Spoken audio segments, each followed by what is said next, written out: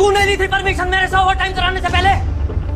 In time पंच कराते और time कौन पंच करेगा? तेरा बाप। क्या जिंदगी सिर्फ संडे को जीने के लिए है? कौन सी कंपनी ने बोला ये कि मंडे टू सैटरडे मरते रहो और सिर्फ लाइफ जो है संडे को जियो?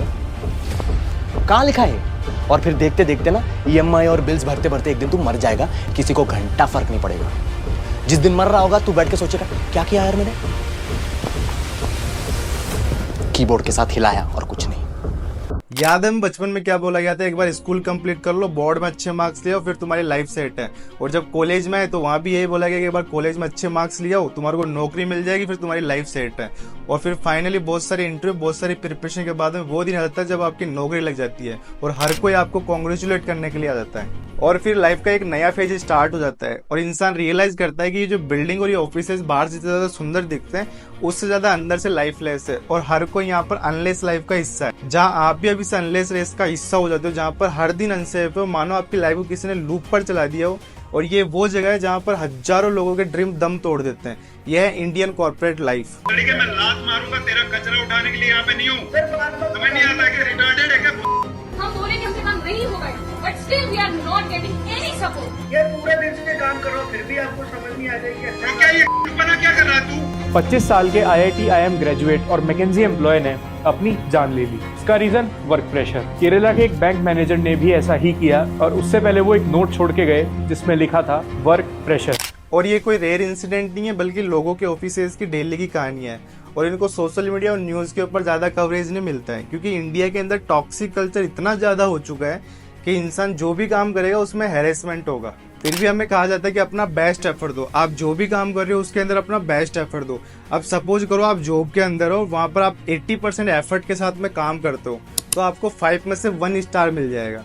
और अगर आप थोड़ा और एफर्ट डालते हो, अपना 100% एफर्ट देते हो तो आपको 5 में से 2 स्टार मिल जाएगा और आपको एक एवरेज एम्प्लॉय घोषित कर दिया जाएगा। अब आपको एक एवरेज एम्प्लॉय कंसिडर कर दिया जाता है। अगर आपको 5 में से 5 स्टार चाहिए तो आपको 150% देना होगा।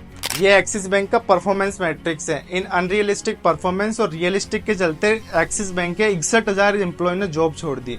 और एक्स एम्प्लॉय ने अपना एक्सपीरियंस शेयर करते हुए कहा कि डेली बेसिस पर ह्यूमैनिटेरियन मैनेजमेंट का खराब बिहेवियर और कॉन्फ्रेंस कॉल के ऊपर इंसल्ट करना, ये सब बहुत नॉर्मल था और डेली बेसिस पे होता था। और ये सेल्स वालों के साथ में बहुत ज्यादा होता है। आपने बाईजूस की रिकॉर्डिंग सुनी होगी और इसके चलते आधे लोग तो सर्वाइव नहीं कर पाते। आज भी बॉस और मैनेजर की यही मेंटेलिटी रहती है, अगर मैं एम्प्लॉय को अच्छे से ट्रीट करूंगा तो वो अपना टारगेट पूरा नहीं कर पाएगा। अब प्रॉब्लम ये आती है कि कंपनी के अंदर चाहे वर्क लाइफ बैलेंस कितना ही खराब हो, वर्क कल्चर चाहे कितना ही टॉक्सिक हो, मैनेजर चाहे कितना ही टॉक्सिक हो, लेकिन एक एम्प्लॉय इस स्टेज के ऊपर जॉब नहीं छोड़ सकता। पहला रीजन है पेनल्टी।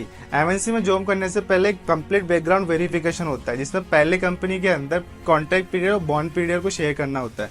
अगर वो ऐसा नहीं करता तो उसका बैकग्राउंड वेरिफिकेशन के अंदर मेंशन हो जाती है और आने वाली अपॉर्चुनिटी के अंदर बहुत ज्यादा इफेक्ट करती है। और जब मैनेजर आपकी हिस्ट्री देखेगा तो वहीं से आपको वापस भेज देगा, इसलिए लोग आवाज नहीं उठा पाते, चुपचाप अपना बॉन्ड पेपर सर्व करते रहते हैं। और यही चीज एमएनसी में काम करने वाले को मेंटल ब्रेकडाउन तक ले जाती है। और इसी के साथ में ओवर टाइम करवाना, वीकेंड पे काम करवाना, शॉर्ट डेडलाइन देना, ये सारी चीजें कंपनीज के अंदर आए दिन देखने को मिलती है। यही रीजन है कि इंडिया के अंदर वर्क लाइफ बैलेंस नहीं है और इंडिया के अंदर वर्क पैलेस के अंदर कोई यूनिटी नहीं है। एक एम्प्लॉय पूरे साल काम करता है सिर्फ 5 से 7% इंक्रीमेंट के लिए और इस चक्कर के अंदर वो अपनी वर्क लाइफ बैलेंस को पूरी तरह खराब कर लेता है। वो इस छोटे से इंक्रीमेंट के लिए अपनी पर्सनल लाइफ, अपनी सोशल लाइफ दोनों को खराब कर देता है। हमारे कॉर्पोरेट कल्चर के अंदर टॉक्सिसिटी इस हद तक इन्वॉल्व है कि वो इस पे क्वेश्चन तक नहीं करते और स्टार्टिंग से यही सिखाया जाता है कि तुम्हारे मैनेजर ने भी गालियां खाई थी और तुम्हारे को अगर आगे ग्रो करना है तो तुम्हारे को ये सब झेलना पड़ेगा। अब टॉक्सिक वर्क पैलेस से निकलने का एक सिंपल सोल्यूशन है कि जॉब चेंज कर ली जाए, लेकिन ज्यादातर लोग ये नहीं कर पाते क्योंकि वो खुद को अपस्किल ही नहीं करते। उन्हें रोज सुबह उठकर एक जॉब पर जाना अच्छा तो नहीं लगता, लेकिन वो इतना ज्यादा कंफर्टेबल हो चुके हैं कि वो कुछ नया सीखना ही नहीं चाहते और लो स्किल की वजह से उनको इतना कॉन्फिडेंस नहीं आता कि उनको कोई और नौकरी दे देगा। आज हमारे इंडिया की फाइनेंशियल एजुकेशन बहुत कम है। भले ही किसी को लो पियोन वाली जॉब मिले, लेकिन उसको लाइफ स्टाइल मिलियनियर वाली चाहिए। इस लो जॉब के साथ में उसको iPhone, luxury car, flight, clubbing सब कुछ चाहिए और इन्हीं डिस्ट्रैक्शन की वजह से अपनी स्किल्स के ऊपर काम करना भूल जाता है और एक डेट ट्रैप के अंदर फंस जाता है। बस वो एक सर्वाइव करता रहता है, जहां पर हो वहीं पर रहो और कंपनी अपने एम्प्लॉय को उस लेवल तक पुश कर देती है कि वो एम्प्लॉय ने एक रोबोट बन के रह जाता है।